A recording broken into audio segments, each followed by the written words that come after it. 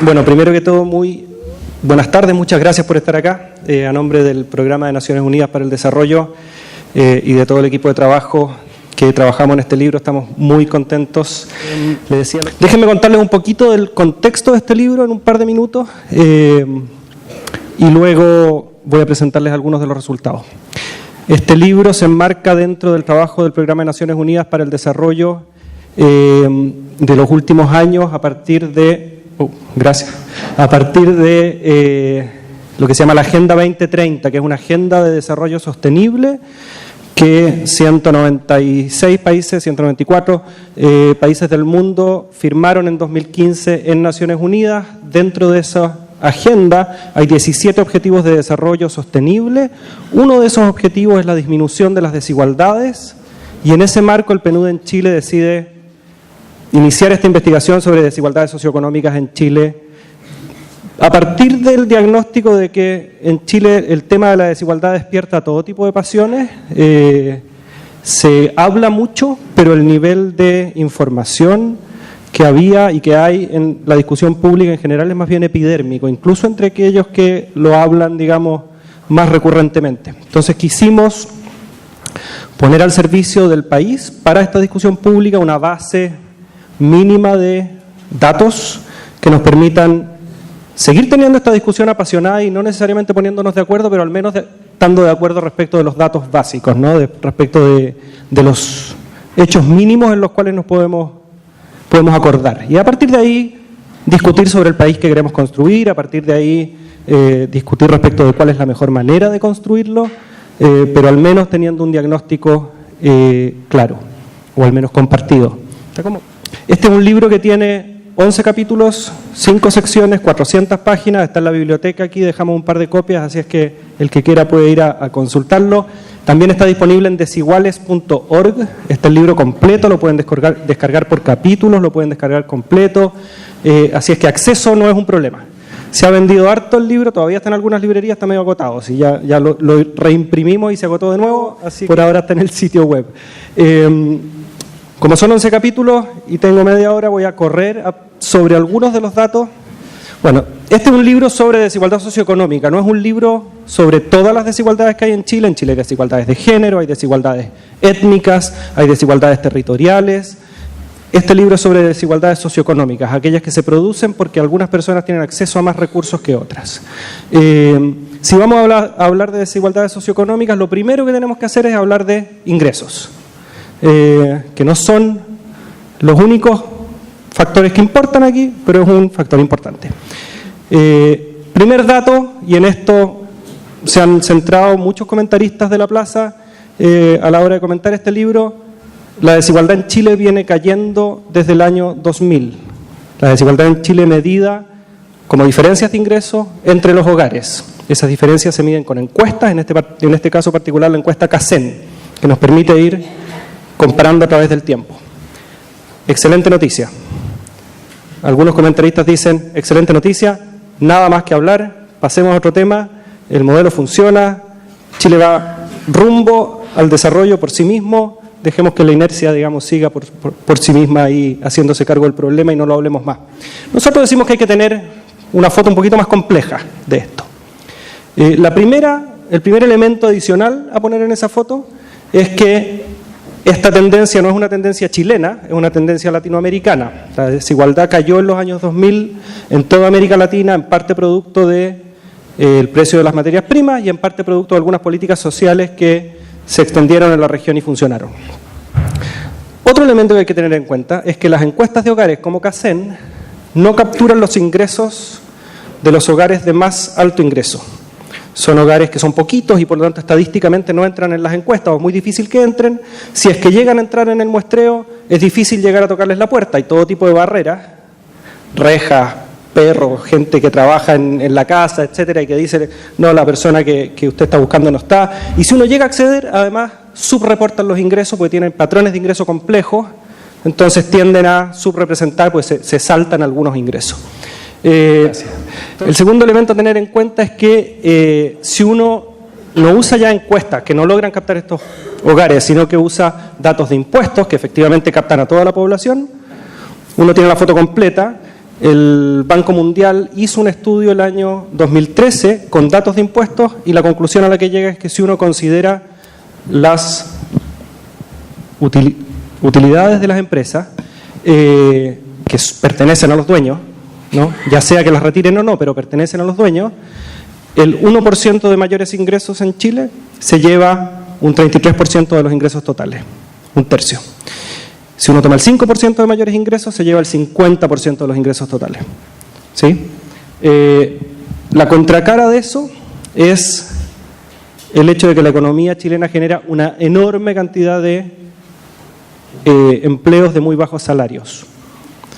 Si uno toma las personas que trabajan 30 horas o más, o sea, casi jornada completa o jornada completa, 50% de ellos en el año 2015 ganaba menos de 340.000 pesos, que es la línea que nosotros fijamos como de bajos salarios porque no permite a un trabajador sacar una familia promedio de la pobreza.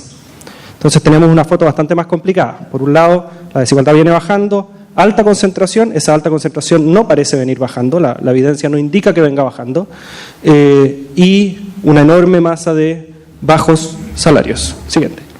El último elemento a tener en cuenta es que esa bajada, que aquí ustedes la ven del 54.9 al 47.6, es después de impuestos y transferencias. Si uno mira la trayectoria antes de que el Estado recolecte impuestos y reparta transferencias, la verdad es que la bajada es bastante más modesta. Entonces el Estado juega un rol importante aquí. Sobre todo, las dos líneas tienden a despegarse en términos de trayectoria a partir del año 2008, que es cuando entran a operar las pensiones solidarias. O sea, la transferencia de recursos a los hogares de personas de la tercera edad, jubilados, que tienen muy bajos ingresos, efectivamente afecta la trayectoria. Entonces no es que tengamos, digamos, un milagro de mercado que viene bajando la desigualdad, sino que el Estado juega un rol ahí importante. Ahora, hay que mirar raíces históricas y estructurales si es que uno quiere fijarse o preocuparse del tema de la desigualdad. Hay que mirar más allá del año 1990 para atrás. Tenemos la suerte de que un historiador económico uruguayo estudió la desigualdad salarial desde 1850 hasta 2009, una tarea titánica, se demoró 10 años en publicar el libro que sacó este año, y ahí tenemos un dibujo estimado de la desigualdad salarial en el muy largo plazo. 3 hechos que rescatar de este gráfico. 1, Chile siempre ha sido bastante desigual. No es un fenómeno nuevo. 2, la desigualdad no parece ni venir subiendo ni venir bajando en el muy largo plazo. Más bien siempre ha sido más o menos estable en torno a 0,53 en el índice de Gini, digamos, da lo mismo el detalle, pero lo importante es que no tiene una tendencia de muy largo plazo. Y lo tercero es que la desigualdad cambia. Cambia en periodos de décadas. Puede subir, puede bajar, y en eso afectan variables macroeconómicas, variables políticas, sube el salitre de precio, después se desploma, se expande el territorio al sur, se expande el territorio al norte. Todos esos factores entran a operar aquí. Lo importante es saber que la desigualdad no es estática y que venga bajando no necesariamente implica que va a seguir bajando. Tiende a tener este comportamiento medio cíclico, ¿no? De subidas y bajadas. Segundo, hay que mirar las raíces estructurales, no solo históricas. Aquí tenemos las empresas de más baja productividad, el 20% de más baja productividad y el 20% de más alta productividad en la economía. Un mensaje, digamos, que es claro, es que estas pocas empresas más grandes y muy productivas, que no son la mayoría, son más bien la minoría de las empresas en Chile, tienden a generar menor rotación laboral, o sea, carreras más estables, tienen más contratos indefinidos, atraen a trabajadores que están más calificados y, por último, y esa es la siguiente, y lo más importante para efectos de la desigualdad, entregan salarios al mismo nivel de calificación que son significativamente más altos. Un guardia de seguridad en una empresa pequeña y poco productiva puede ganar menos de la mitad de lo que gana un guardia de seguridad con las mismas calificaciones en una empresa grande y productiva. El mensaje es básicamente que si vamos a hablar de desigualdad socioeconómica hay que hablar de cuál es la estructura productiva y los niveles de productividad en Chile, y de eso se habla poco. Ahora, el tema de la desigualdad nosotros decimos mucho más que diferencias de ingresos, y aquí les voy a mostrar una definición que tomamos en este trabajo. Nosotros decimos, las desigualdades no son cualquier diferencia. Hay gente que dice, bueno, mira, ¿sabe qué? Todos los seres humanos somos diferentes, la desigualdad entonces es natural y por lo tanto no es un problema. Nosotros decimos, bueno, hay diferencias y diferencias. hay algunas diferencias que producen ventajas y desventajas. Ventajas para unos, desventajas para otros. Además, estructuran la vida. Si uno es un poco más alto que otra persona, esa es una diferencia que no estructura la vida de manera demasiado significativa. Pero si una persona tiene mucho mejor educación que otra, por ejemplo, efectivamente eso tiene consecuencias sobre la salud, sobre la expectativa de vida, sobre los salarios, etcétera, ¿no? Estructuran la vida. Pero además son o bien injustas en sus orígenes, consideradas injustas en sus orígenes, o moralmente ofensivas en sus consecuencias, o ambas. Si en un país hay suficientes recursos para que todos vivamos bien, pero resulta que están distribuidos de tal manera que algunos viven bien y otros apenas pueden sobrevivir, eso puede ser moralmente ofensivo y podemos decir esa diferencia es una desigualdad. ¿Sí? Ahora, si este tema de las percepciones es importante, entonces el tema de las percepciones y molestias no es solo cuán ajustado a la realidad están las opiniones de las personas, sino que tiene que ver con que es a partir de esas opiniones que definimos desigualdad. Y aquí les quiero mostrar un par de datos. En el mundo en que esto se pasa, aparecen cosas. En Chile la percepción de desigualdad viene aumentando. Si ustedes ven ahí ese 42 a 52, el porcentaje de gente que está de acuerdo con la expresión, las diferencias de ingreso en el país son muy grandes. Aumenta 10 puntos, precisamente en el periodo 2000-2016, en que la desigualdad viene bajando. Si uno hace otras preguntas, también vienen subiendo. Si uno le pregunta a la gente cuál es la diferencia entre lo que gana un obrero y lo que gana un gerente, uno se los pregunta de manera indirecta, pero el dato, digamos, permite hacer esa comparación, esa percepción también viene subiendo. Entonces la pregunta es, además esa percepción es comparativamente alta si uno se compara con otros países, por ejemplo, como Estados Unidos. Entonces la pregunta es, bueno, ¿por qué? ¿Por qué será que la desigualdad viene bajando y la percepción de desigualdad viene subiendo? Y ahí podemos pasar a la siguiente lámina. Le preguntamos a las personas de 1 a 10, en una encuesta de 2.600 casos, representativa a nivel nacional y todos los requerimientos técnicos, digamos, para poder hablar con alguna propiedad de estos temas, de 1 a 10, ¿cuánto le molesta a usted cada una de estas diferencias o cada uno de estos hechos? Que algunas personas tengan mucho más oportunidades que otras, por ejemplo. Aquí está el porcentaje de personas que nos dijeron 9 o 10, por lo tanto me molesta mucho. No voy a entrar en los detalles. Las tres desigualdades que más molestan en Chile, de acuerdo a este dato, y este es consistente con otras encuestas, es que algunas personas accedan a mucho mejor educación que otras, que algunas personas accedan a mucho mejor salud que otras y que a algunas personas se las trate con mucho más respeto y dignidad que a otras.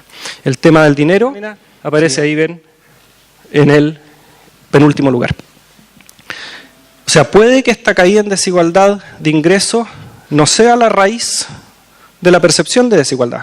Tiene más que ver con la integridad del propio cuerpo, el futuro de los hijos y la capacidad de mantener la dignidad, resguardar la propia dignidad en la relación con otros. Ahora, le preguntamos a las personas si en el último año habían pasado por una serie de situaciones. Ser mirado en menos, ser tratado injustamente, ser pasado a llevar. Siete preguntas. 41% de las personas nos dijeron que habían pasado al menos por una de esas durante el último año. Y a esas personas les preguntamos, bueno, ¿por qué cree usted que le pasó esto? 43% nos dijeron por mi clase social.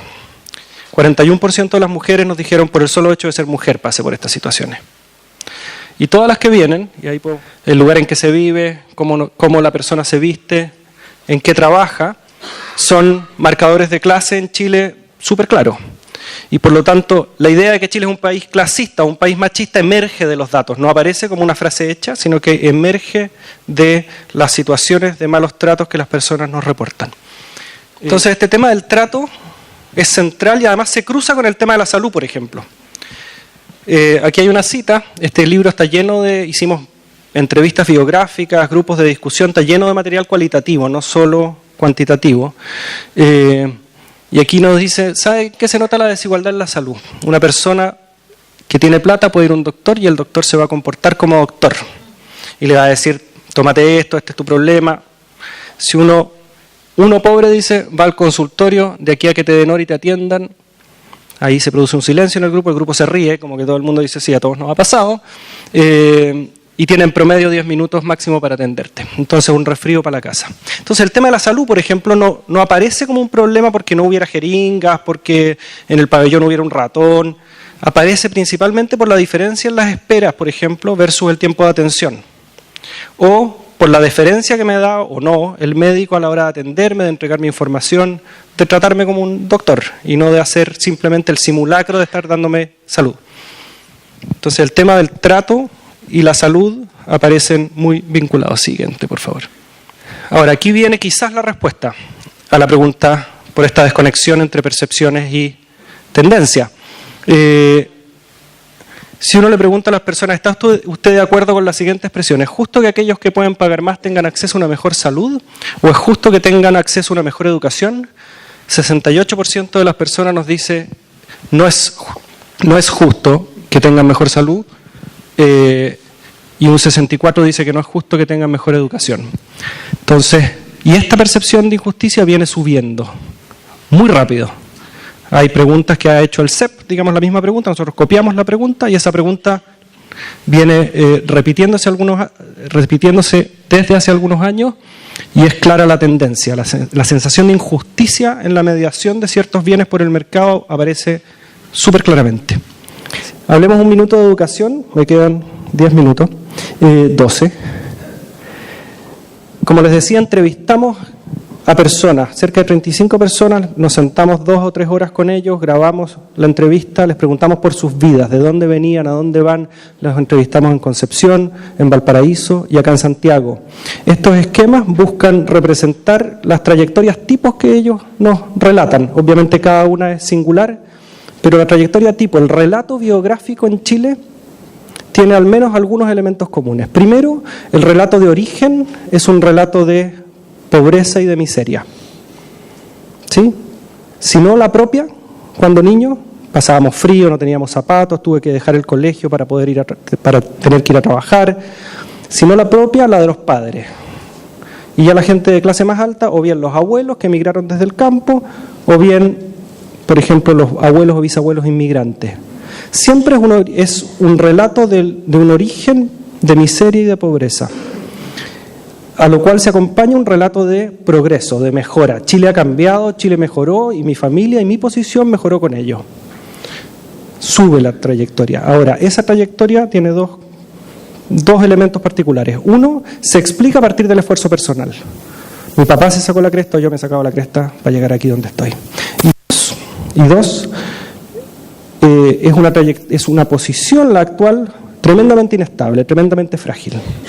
Se tiene conciencia, esto varía según nivel socioeconómico, pero en general se tiene conciencia de que a la primera enfermedad, despido, incluso a la hora de jubilar, lo más probable es que se vuelva a caer, o es posible volver a caer. Entonces el sacrificio diario tiene que ver con mantener la posición. Los únicos que están exentos de esto son las personas de clase alta y media alta, y ahí el fantasma igual existe, pero tiene que ver con que el país se vaya a las pailas, más que con una trayectoria personal.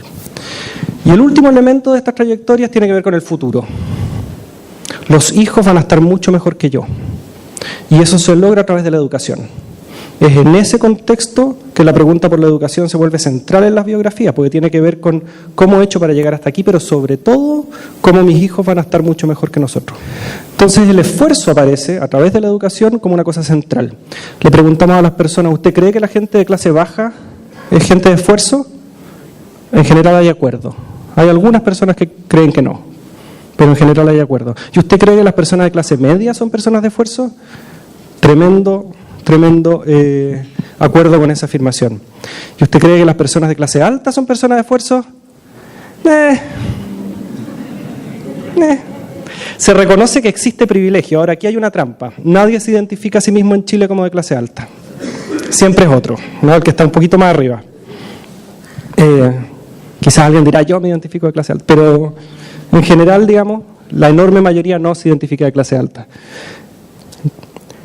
Ahora, a partir de esta retórica del esfuerzo, la educación aparece como la esperanza y también como la justificación, uno, para la posición en que estoy. Mucha gente nos decía, yo no puedo pedir más que 400 lucas porque nunca terminé el colegio.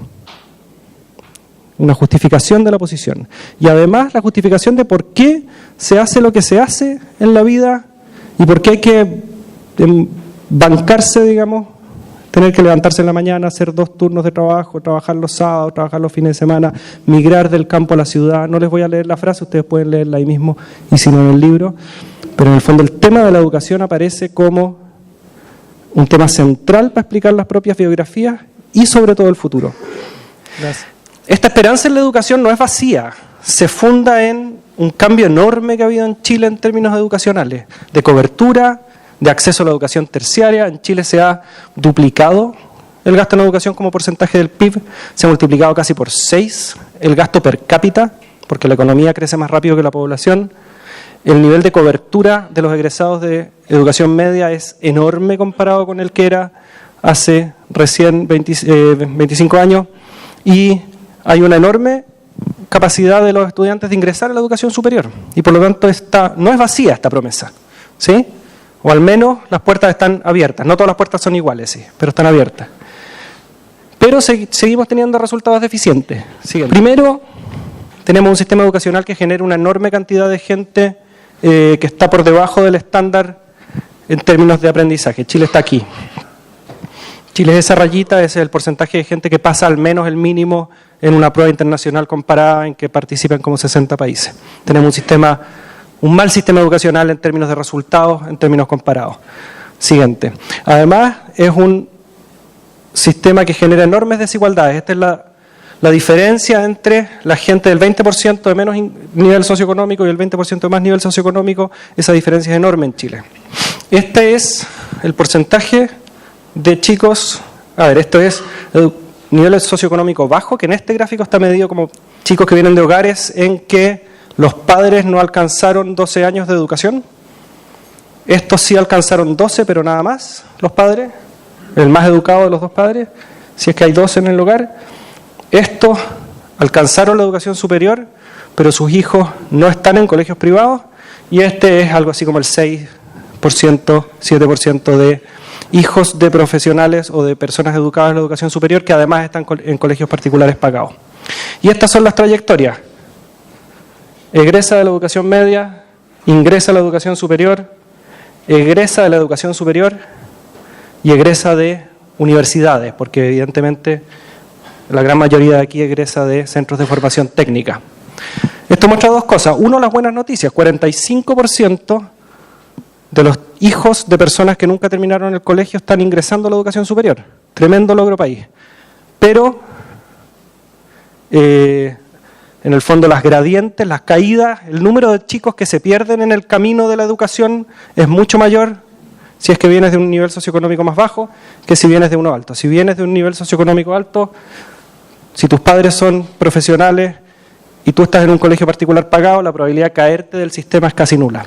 Esos cuartiles son el 20% que peor le fue en el CIMSE y el 20% que mejor le fue en el CIMSE, y en el fondo muestra que estas diferencias no solo tienen que ver, no solo son por nivel socioeconómico, sino que incluso los chicos que mejor les va de los niveles socioeconómicos más bajos tienen problemas para mantenerse dentro de la trayectoria. No voy a entrar. Entonces tenemos un sistema educacional tremendamente desigual, no solo a nivel escolar, sino que a lo largo de la trayectoria.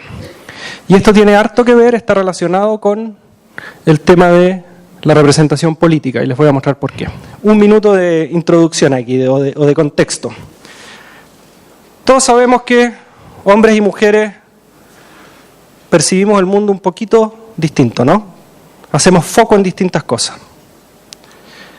Todos sabemos que una persona, por ejemplo, de un pueblo originario, probablemente ve la realidad del país de otra manera.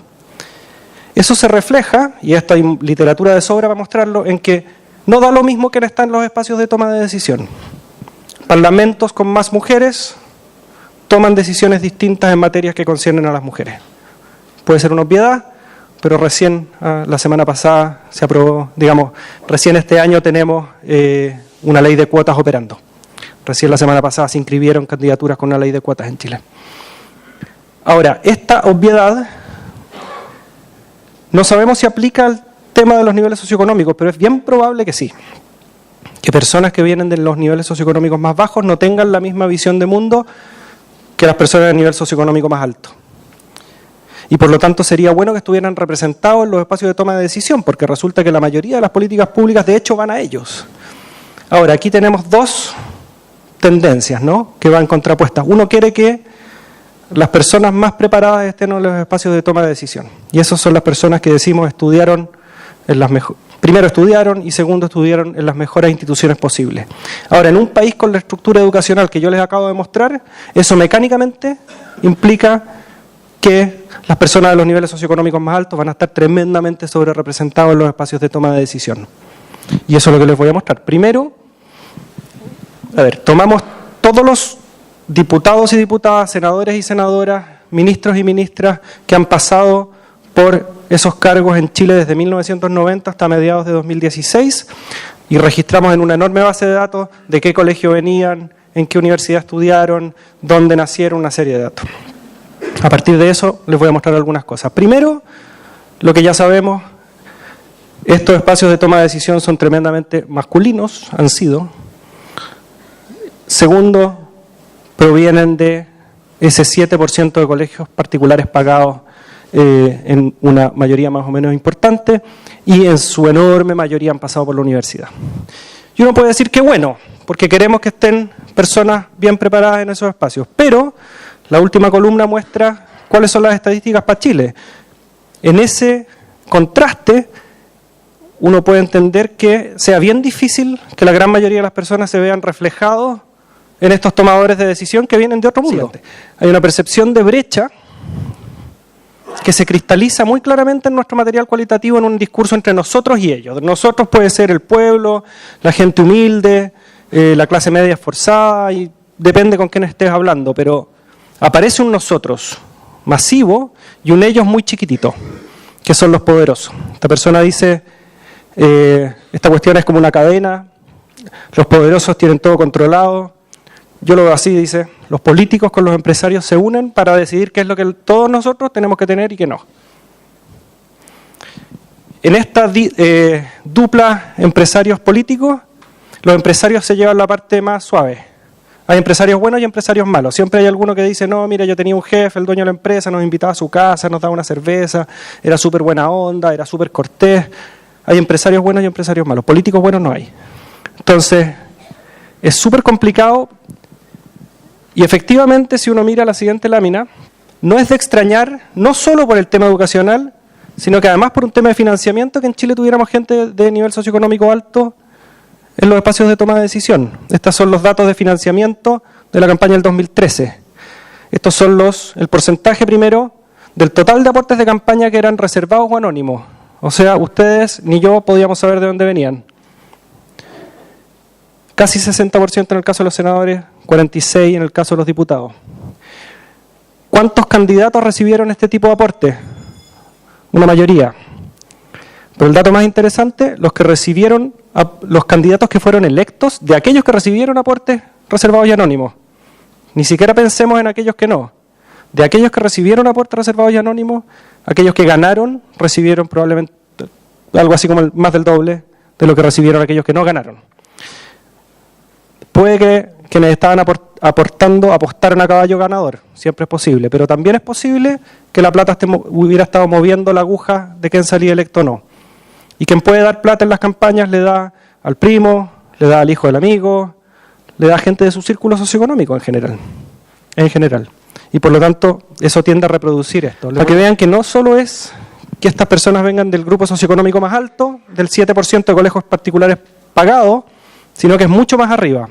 Nos preguntamos de dónde vienen los gerentes en Chile y los directores de las empresas más grandes. Hay literatura para eso. No les voy a contar cómo lo hicimos, tomamos un montón de datos y llegamos a que hay 16 colegios, 14 privados, 2 públicos, de donde vienen la mayoría, 80% o algo así, de los gerentes y directores de las empresas en Chile. Todos de Santiago, la mayoría de hombres, casi todos católicos. Y después nos preguntamos de qué universidades vienen, por qué carreras pasaron. Son 3 carreras en 2 universidades, la Universidad de Chile y la Universidad Católica, Derecho, Ingeniería en sus variedades y Economía o Ingeniería Comercial. De ahí viene la élite económica empresarial en Chile. Obvio, dirán ustedes. Bueno, nos fuimos a nuestra base de datos que les conté delante a ver de dónde venían nuestros políticos. La respuesta, si uno considera ya sea ir a un colegio de estos o a una de estas carreras o ambas es el naranjo más oscuro, 70% de los senadores, 60% de los diputados, 70% de los ministros, 60% de los senadores, 40% de los diputados, desde 1990 hasta ahora, venían de ahí. Tenemos un conjunto de tomadores de decisión en Chile que son seleccionados de un subconjunto muy chiquitito de Chile.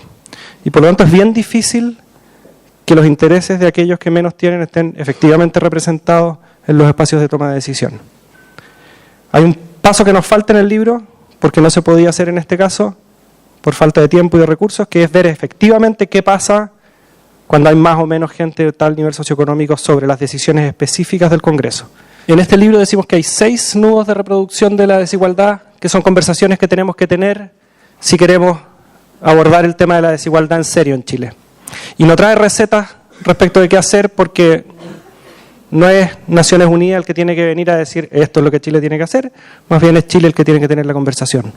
Primero, esta estructura productiva que les decía delante. Segundo, tenemos una alta concentración del capital. Pocas empresas que generan la mayoría de las utilidades, que están en pocas manos, organizadas en grupos económicos. Uno puede tener la discusión de si eso es bueno o malo para el crecimiento. Conversación válida. Lo que sí sabemos es que reproduce la concentración, porque esas utilidades quedan en el mismo lugar. Tercero, un Estado que todavía no entrega suficientes servicios universales y protecciones, seguridades a la mayoría de la gente que está en esta posición precaria, ¿no? Una concentración del poder político y sobre representación de los niveles socioeconómicos más altos, ya se los conté. Quinto, un sistema educativo que no entrega suficiente igualdad de oportunidades a los chicos. Y sexto, y esto da para más largo, digamos, pero una serie de principios normativos que justifican la desigualdad. Por ejemplo, el principio de la meritocracia. En Chile, si uno le pregunta a las personas cuánto debiese ganar un obrero y cuánto debiese ganar un médico, la brecha que las personas se imaginan que es justa, ¿sí?, es bastante más alta que la brecha que se imaginan en otros países. En todos lados hay brecha, ¿no? En todos lados se entiende que un médico va a ganar más que un obrero, pero cuánto la gente justifica en términos de brecha, en Chile es tremendamente alto y tiene en parte que ver con este principio del mérito, con el valor que se entrega a la educación. Entonces esta es otra discusión que tenemos que tener en serio si queremos hablar de desigualdad. Una cosa que este libro no hace es meterse de fondo en la discusión en la relación entre pobreza y desigualdad, y lo otro es no se mete en el tema de migraciones, que aparece recurrentemente en nuestro material. Así que muchas gracias y creo que después Gracias, Matías.